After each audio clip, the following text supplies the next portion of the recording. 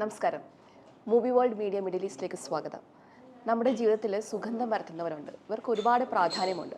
അപ്പോൾ ഞാൻ ഒരുപാട് ആലങ്കാരികമായിട്ടൊന്നും സംസാരിക്കുന്നില്ല. നമുക്ക് ഇന്നത്തെ നമ്മുടെ അതിഥിയെ സ്വാഗതം ചെയ്യാം. യൂസഫ് ഭായ്. നമസ്കാരം യൂസഫ് ഭായ്. വലൈക്കും സലാം. എല്ലാവരും പറഞ്ഞ Yusuf Bhai the perfume king എന്നാണ്. പക്ഷേ എനിക്ക് യൂസഫ് ഭായിനെ കാണുമ്പോൾ എനിക്ക് കണ്ടപ്പോൾ എനിക്ക് മനസ്സിലായത് ശരിക്കും ഒരു ദ പെർഫ്യൂം കാസനോവ ആയിട്ടാണ് എനിക്ക് തോന്നുന്നത്. അപ്പം എങ്ങനെയാണ് ഈ ഒരു പെർഫ്യൂം കിങ് എന്നേക്കാളുപരി പെർഫ്യൂം കാസനോവ എന്ന് പറയുന്നതിലേക്ക് വരുന്നത്? അത് കിങ് ആണോ കാസനോവ എന്നുള്ളത് എൻ്റെ തൊഴിലിനോട് ഞാൻ ആത്മാർത്ഥത കാണിക്കുന്നത് കൊണ്ട് ഒരു പെർഫ്യൂമർ എന്തായിരിക്കണം എന്നുള്ളതാണ് എൻ്റെ. നിങ്ങൾ ഒരു മലയാളത്തിൽ പറയണമെന്നുണ്ടെങ്കിൽ, പച്ച മലയാളം പറയണമെന്നുണ്ടെങ്കിൽ, അയാൾ സുഗന്ധം പരത്തുന്നവനായിരിക്കണം. ഒരുപക്ഷെ ആ സുഗന്ധമാവും ഈ പരന്ന് കിടക്കുന്നത്. അതുകൊണ്ട് പലരും പല പേരിൽ എന്നെ വിളിക്കുന്നുണ്ട്. ചില ഡോക്ടറേറ്റ് കിട്ടണേക്ക് മുമ്പ് എന്നെ ഡോക്ടർ എന്ന് വിളിച്ചിരുന്നു. പലരും പല മുഹന്ദസ് എന്ന് വിളിക്കും, ചിലർ കിങ് എന്ന് വിളിക്കും, പിന്നെ ചില പറയാൻ പാടില്ലാത്ത ഗോഡ്സ്, അങ്ങനെ പലരും എഴുതിയിടും. അതൊന്നും നമ്മൾ ചെയ്യുന്ന പ്രവൃത്തിയിൽ ആത്മാർത്ഥത ഉണ്ടാവുക, സുഗന്ധം പരത്താം. ഒരു ജോലി എന്താണ്? ആത്മാർത്ഥത. അപ്പോൾ എന്താണ് എൻ്റെ ജോലി? അതായത് ആസ് എ പെർഫ്യൂമർ എന്ന് പറഞ്ഞു കഴിഞ്ഞാൽ സുഗന്ധം പരത്തുന്നവനായിരിക്കും. അതാണ് ചെയ്തുകൊണ്ടിരിക്കുന്നത്. അതിനാണ് നമ്മൾ ഈ പെർഫ്യൂം എന്ന് പറയുമ്പോൾ നമുക്ക് ഈ സുഗന്ധം നമുക്ക് ഒരുപാട് ഓർമ്മകളാണ് തരുന്നത്. ഇപ്പം യൂസഫ് ഭായ് ഏകദേശം ഇങ്ങോട്ട് വന്നേക്ക് 38 വർഷമാകുന്നു. അപ്പം ഈ 38 വർഷത്തിനുള്ളിൽ ശരിക്കും ജീവിതത്തിൻ്റെ ഓർമ്മകൾ നോക്കുമ്പോൾ എന്തൊക്കെ ഓർമ്മകളാണ് മനസ്സിലേക്ക് വരുന്നത്? വാസ്തവം പറഞ്ഞ പെർഫ്യൂം സ്മരണകൾ തന്നെയാണ്. ഒരുപാട് കാര്യങ്ങൾ, എന്തൊക്കെ നല്ല കാര്യങ്ങൾ ഓർക്കോ അതിലൊക്കെ നമ്മളുടെ ഗന്ധങ്ങളും നമ്മളുടെ സ്മരണകളും ഉണ്ടായിരിക്കും. നിസ്സാരമല്ല.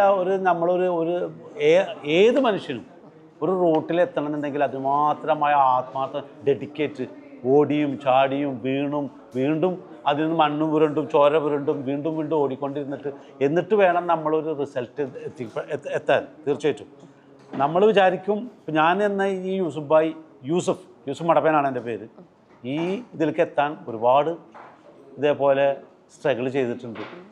ഞാൻ ആദ്യം ഫോട്ടോഗ്രാഫറായിരുന്നു. ആ ഫോട്ടോഗ്രാഫറിൽ നിന്ന് കളേഴ്സ് ബ്ലെൻഡ് ചെയ്യുന്നിടത്തുനിന്ന് ഔട്ട്ഡോർ സെയിൽസായിട്ട് നമ്മൾ പെർഫ്യൂമുകൾ പെർ ഡസനായിട്ട് മാർക്കറ്റിൽ കൊണ്ടുപോയിട്ട് ഇൻട്രൊഡ്യൂസ് ചെയ്യലും, ബസ്സിൽ പോയിട്ടും ചെറിയ സ്റ്റോർ എടുത്തിട്ട് മേക്ക് ചെയ്തിട്ടും കറണ്ട് കട്ടായിട്ടും അങ്ങനെ ഒരുപാട് എത്തിയിട്ടാണ് നമ്മൾ ഈ മേഖലയിലേക്ക് എത്തിയത് തന്നെ. അൽഹംദുലില്ലാഹ് പടച്ച തമ്പുരാനോട് ഞാൻ പറയാം, ഏത് കുട്ടികളോട് എനിക്ക് പറയാനുള്ളത് തീർച്ചയായിട്ടും നിങ്ങൾ ചെയ്യുന്ന പ്രവൃത്തിയിൽ നിങ്ങൾ ആത്മാർത്ഥതയോട് ചെയ്യുക.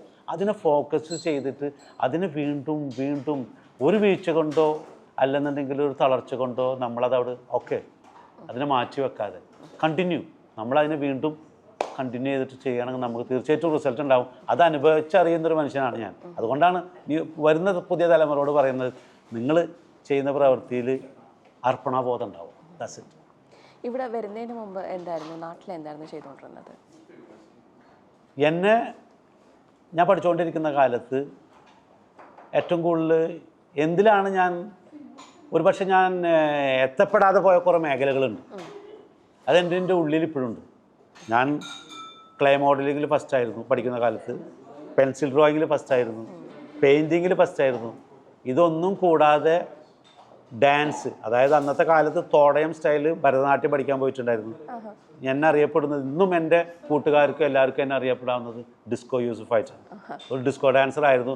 അന്നത്തെ കാലത്ത് 17-ാമത്തെ 16-ാമത്തെ വയസ്സിൽ പോലും ഞാൻ ഡാൻസ് മാസ്റ്ററായിട്ട് പല സ്കൂളിൽ പഠിപ്പിക്കാൻ പോയിട്ടുണ്ട്.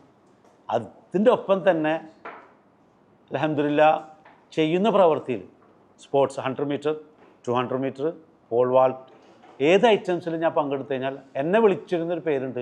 എൻ്റെ സ്കൂൾ ടീച്ചർമാർക്കും അവർക്കൊക്കെ എപ്പോഴും അറിയാം, സകലകലാവല്ലഭൻ എന്നാണ് എന്നെ വിളിക്കുന്നത്. അപ്പോൾ എല്ലാ കലയും ചെയ്യുന്ന പ്രവൃത്തിയിൽ ഞാൻ പറഞ്ഞില്ല, അർപ്പണാബോധം ഉണ്ടാവുക, ഡെഡിക്കേറ്റ്. ഇപ്പോഴും ഞാൻ ചെയ്തുകൊണ്ടിരിക്കുന്നത്. ഇപ്പോഴും 100 മീറ്ററും 200 മീറ്ററിലും മാസ്റ്റേഴ്സിൽ ചാമ്പ്യനാണ് ഞാൻ. ഇൻ്റർനാഷണലായിട്ടും നാഷണൽ ലെവലിൽ ഞാൻ പോയിട്ട് പങ്കെടുക്കാറുണ്ട്.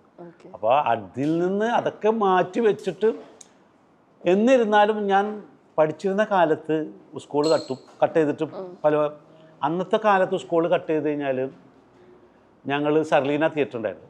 ഒരു എക്സാമ്പിൾ പറയുന്നത്, ആ സർലീന തിയേറ്ററിൽ ടിക്കറ്റ് കൊടുക്കണേക്കാൾ മുമ്പ് കുറേ നേരത്തെ പോയിട്ട് ആ ഒരു ഇടവഴി പോലത്തെ ഒരു സാധനം ഇങ്ങനെ ഉണ്ടാക്കിയിട്ട് അതിൽ പോയിട്ട് നേരത്തെ പോയിട്ട് നിൽക്കും വെറുതെ. എന്നിട്ടാകുമ്പോൾ നമ്മളെ പേരുകൾ എഴുതിടുക, യൂസുഫെന്നോ അല്ലെങ്കിൽ അങ്ങനെ ഓരോന്ന് എഴുതും. പിന്നെ എൻ്റെ കുടുംബത്തിൽ തന്നെ എൻ്റെ മൂത്താപ്പാടെ മക്കളും അവരൊക്കെ ഞങ്ങളെല്ലാവരും കൂടിയിട്ട് കമ്പനി അയച്ച് ഞങ്ങളുടെ മണത്തല സ്കൂൾ, ഞങ്ങൾ പോകുന്ന വഴി അന്ന് ഓട്ടോറിക്ഷ ഇതൊന്നുമല്ല, ചില സൈക്കിളും ഇല്ല. ഞങ്ങൾ നടന്നു പോകുമ്പോൾ ഒരു വീടിൻ്റെ മുറ്റത്ത് കൂടി പോകും. ഈ പള്ളിക്കാട്ടിൽ കൂടി, പള്ളിക്കാടാണ്, വലിയ മണത്തല ഗ്രൗണ്ട്. അത് കേൾക്കുന്ന എല്ലാവർക്കും അതിൻ്റെ ഫീലിംഗ് മനസ്സിലാവും.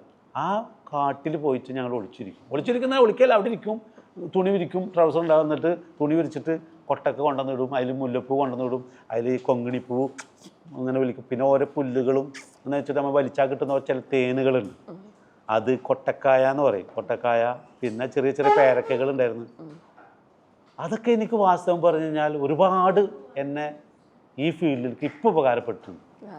ഞാൻ ആ ഫീലിങ്ങുകൾ, ഓരോ പുല്ലിൻ്റെ നമ്മൾ വലിച്ചിരുന്ന മണങ്ങളും നമ്മൾ കഴിച്ചിരുന്ന ആ കൊങ്കിണിപ്പൂവിൻ്റെ ഫീലിങ്, അല്ലാതെ നമ്മൾ നീണ്ടിട്ടൊരു അതിനെന്താ പറയാൻ എനിക്കറിയില്ല, അതിൻ്റെ അടിയിലൊരു ആയുർവേദിക് ഹെർബലായിട്ട് ഉപയോഗിക്കുന്ന സാധനം ഉണ്ട്. ഇങ്ങനെ ഒരു കണ്ടേജ് ഒരു പന പോലെ തോന്നും, നീണ്ടിട്ടുള്ള സാധനം. അങ്ങനെയുള്ള സാധനങ്ങളൊക്കെ ഇങ്ങനെ വലിച്ചിങ്ങനെ കഴിക്കുക. അതൊക്കെ ഇപ്പം ഇങ്ങനെ അത് വരുമ്പോൾ ശരിക്കും ആ സാധനങ്ങളും ആ അതിലുള്ള ഇൻഗ്രീഡിയങ്ങളൊക്കെ ഇപ്പോൾ നമ്മളുടെ പെർഫ്യൂം ഫീൽഡിൽ എനിക്ക് ഉപകാരപ്പെടുന്നുണ്ട്. അന്നത്തെ കാലഘട്ടത്തിൽ വേലിക്കെട്ടുകളായിരുന്നു, മതിലുകൾ ഉണ്ടായിരുന്നില്ല.